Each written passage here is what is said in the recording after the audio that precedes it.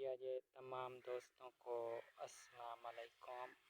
मां रिपोर्टर सिजाद हुसैन लिगारी आहियां, जेको गरीब मिसकीन मज़लूमनि जो हक़ ते ॻाल्हाईंदो आहियां ऐं गरीब मिसकीन खे हक़ वठी ॾियणु मुंहिंजो फ़र्ज़ु हूंदो आहे, सहाफ़ियुनि जो कमु हूंदो आहे।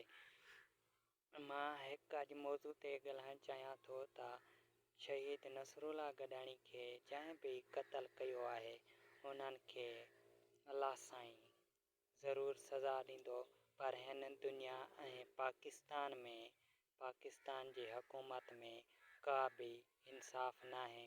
जेको सच ॻाल्हाईंदो आहे उनखे पकिड़े उनखे सज़ा ॾींदा आहिनि ऐं उनखे पहिरीं ॻाल्हि इहा हूंदी आहे उनखे पाण पकिड़े सघंदा न आहिनि, पोइ पकड़ण खां बाद में न पकिड़े सघंदा आहिनि, पोइ हू चवंदा आहिनि कंहिं चिमचे खे असां मोकिले छॾियूं, पोइ हिन खे चिमचो असांजो जेको आहे क़तलु करे छॾे।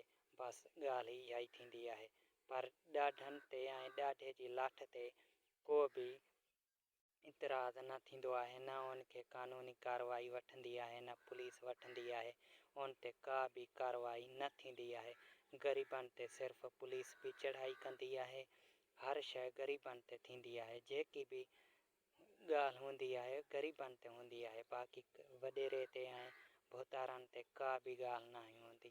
जेके असांजा यूसी चेयरमैन आहिनि ऐं तालके डेहरकी जा चेयरमैन आहिनि, उन्हनि खे असांजो अर्ज़ु आहे त हिन ग़रीब जो फ़ैसिलो कयो ऐं नसरुल्लाह गॾाणी जो जेको बि क़ातिल आहे उनखे गिरफ़्तार कराए उनखे सख़्त मां सख़्त सज़ा ॾिनी वञे ऐं उनखे फांसी बि ॾिनी वञे। ख़ुदा हाफ़िज़। रिपोर्टर सिजाद हुसैन लिगारी। अलाह साईं अवाम खे ख़ुशि रखंदो। जेकी मूंसां गॾु हूंदी आहे, जेकी मुंहिंजी लाइव स्क्रीन खे ॾिसी रही आहे ऐं जेकी शेयर कंदी आहे।